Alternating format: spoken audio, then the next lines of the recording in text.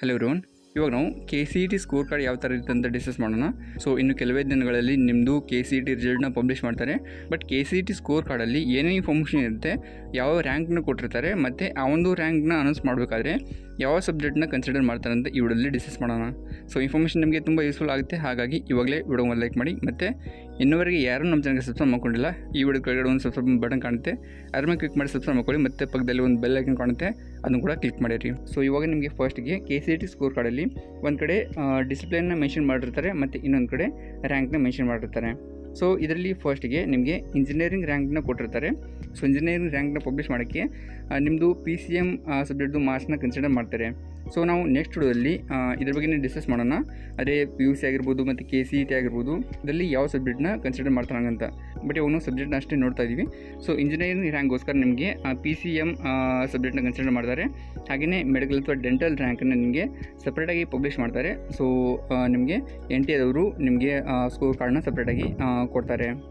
So ಯಾರಾದರೂ neat ಎಕ್ಸಾಮ್ನ ಬರಲಿ ಅಥವಾ ಬರದೇ ಇರಲಿ, ಸೊ ನಿಮಗೆ ಇದೇ ಥರ ಮೆನ್ಷನ್ ಆಗಿರುತ್ತೆ.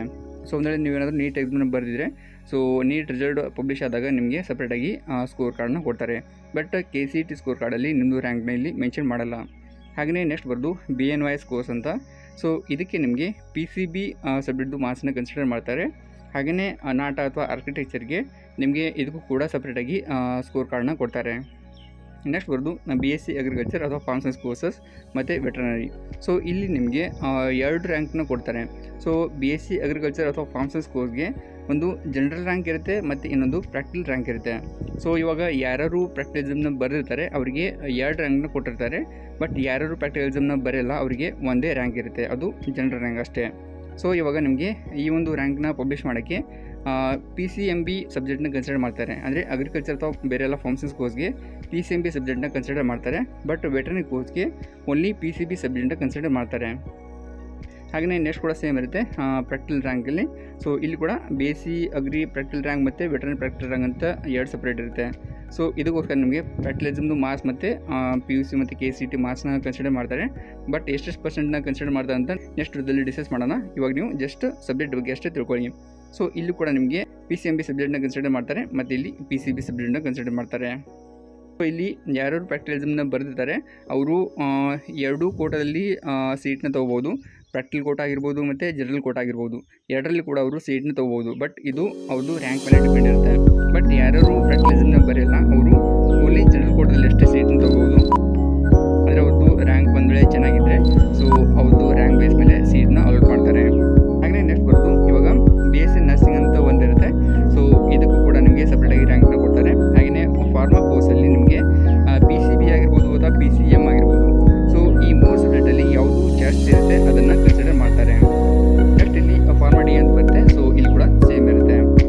ಹಾಗೆಯೇ ಕೆಳಗಡೆ ಬಂದಾಗ ಈ ಒಂದು ರ್ಯಾಂಕ್ ಜೊತೆಗೇ ನಿಮ್ಮದು PUC ಮಾರ್ಕ್ಸ್ ಆಗಿರ್ಬೋದು ಮತ್ತು KCET ಮಾರ್ಕ್ಸ್ ಆಗಿರ್ಬೋದು ಎಲ್ಲವನ್ನು ಇಲ್ಲಿ ಡಿಸ್ಪ್ಲೇ ಮಾಡಿರ್ತಾರೆ. ಸೊ ಒಂದು ಕಡೆ ಸಬ್ಜೆಕ್ಟ್ ಇರುತ್ತೆ ಮತ್ತು ಇನ್ನೊಂದು ಕಡೆ PUC ಎಕ್ಸಾಮ್ದು ಮಾರ್ಕ್ಸ್ ಮತ್ತು CET ಎಕ್ಸಾಮ್ದು ಮಾರ್ಕ್ಸ್ನ ಇಲ್ಲಿ ಕೊಟ್ಟಿರ್ತಾರೆ. ಸೊ ಈ ಒಂದೇ ಸ್ಕೋರ್ ಕಾರ್ಡಲ್ಲಿ ನೀವು ಎಲ್ಲ ಮಾರ್ಕ್ಸ್ನ ಚೆಕ್ ಮಾಡ್ಕೋಬೋದು.